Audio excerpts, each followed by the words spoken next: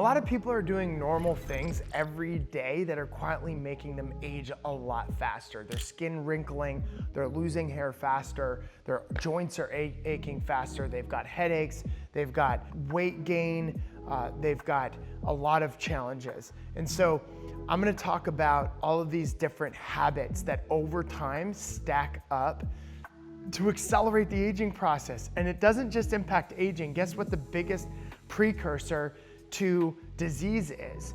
Heart disease, cancer, Alzheimer's. It's aging. It is aging. So if we can solve the things that are driving aging, then we can solve a lot of why we're developing and triggering disease genes and disease pathways within our body. So one of the biggest challenges is poor sleep timing, right? Inconsistent sleep timing affects recovery, hormone regulation, the ability for you to get into deep, rejuvenating sleep that helps you get rid of the toxins that have bioaccumulated in your body, just your metabolic byproducts in your brain and your body over time. So sleep affects recovery, it affects hormones, it affects your energy levels. And the goal that you would have is to not confuse your body, because you have your frontal cortex, you can think and not get confused, but your brain's amygdala, as well as midbrain, and the endocrine glands of your brain, like your hypothalamus, your pituitary gland, they need patterns. And so one of the biggest and strongest levers for aging is going to bed at the wrong time, waking up at the wrong time, and then or going to bed at different times and waking up at different times. This is a major problem, and what ends up happening is your liver doesn't detox properly, your organ systems don't cleanse properly, your brain bioaccumulates metabolic byproducts over time, which leads to brain fog, leads to headaches, a lot of other things. So the goal that we would have is for you to go to bed at the same time, wake up at the same time, stop scrolling, get off screens at night, and ultimately get on a really good sleep routine. Like, I have been so consistent going to bed at 10 o'clock, waking up at 6 o'clock.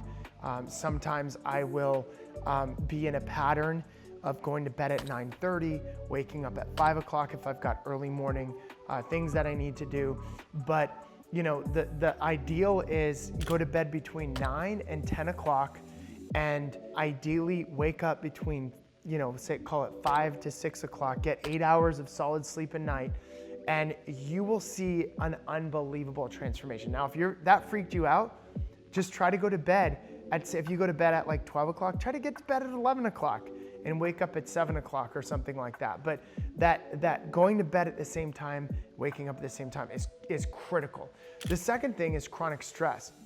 We are in a constant state of chronic stress. One of the biggest drivers of that is news media and social media. And this impacts hormones, it increases inflammation. The rise of social media has caused a mass epidemic of children committing suicide and teenagers committing suicide at levels we've never seen before. And so this is a problem. So we have to understand what is going on mentally and physically that's causing this stress. What is the underlying issues that's driving the stress inside your body? And we need to address that. Actions I like to take on decreasing stress are breath exercises. What can we do to breathe deeply? What can we do to get into what they call coherent breath, which is slow 4 to 5 seconds in, slow 4 to 5 seconds out, and belly breaths, right? So it's like 4 to 5 seconds in your belly, and then in your chest, 4 to 5 seconds out your chest, and then out your belly. 4 to 5 seconds in your belly, in your chest, and then out your chest, out your belly. So what this does is it creates a momentum. It creates an ability for you to get into a place where you are in control of your sympathetic overdrive. The other thing, I just learned this from a PhD yesterday, interviewing him in my Longevity Leaders podcast, which was really interesting, is he started to look at why people were developing migraines and headaches. And what they found is that people that have higher IQs have more migraines. And I was like, well, that's really interesting. I'm like, well, why is that? And he said that people with higher IQs typically worry more about multiple things, and they get into a state of stress. And the stress obviously creates a state of inflammation. It's hard to go to sleep at night, yada, yada, yada.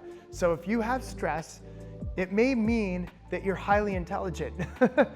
But I will say that you want to control that stress, and highly intelligent, as a highly intelligent person that you are, you would want to be like, okay, well, what tools can I use to be able to bring myself out of more of a sympathetic, stressful state and into more of a parasympathetic, which is kind of calming state.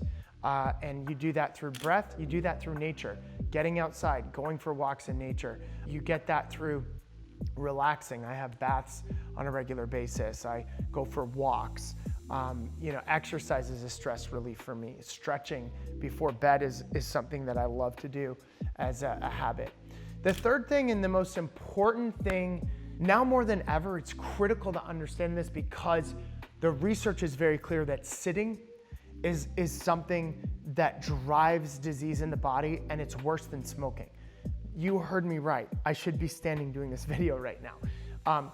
But chronic sitting it blocks the lymphatic system, the cardiovascular system from circulating. It creates stress. It drives up cortisol levels. It causes shallow breathing because you're typically at a computer hunched over. You can see that I have anterior flexor posture, it's called. Not a good thing. So the goal that we would have is for you to not just pick a couple days a week to go to the gym. That's great. But what they found is that if you live a sedentary lifestyle and you go to the gym a couple times a week, it doesn't matter, or it matters very little because the sitting still impacts your body in a major way. What the research shows is that you have to get up, get a sitting standing desk, get a walking treadmill, or create calls throughout the day that are walking calls. Or, hey, I'm gonna go outside. I'm gonna lay down for this meeting, and just turn your video off and get on a couch and just lay down and relax. So getting in different positions throughout the day is critical. It's very important. Going for walks throughout the day.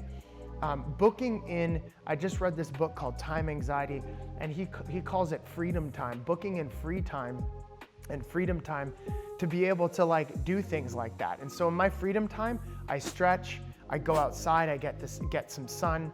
I do what I talked about in my last video, which is I grease the groove, where I do these exercise snacks where I'm doing squats or doing push-ups for 30 seconds, not to the point of sweating, not even to the point of fatigue, but just keep doing these different activities. So that is a huge element as well. And then the last thing I want to talk to you about is absolutely essential to cut out.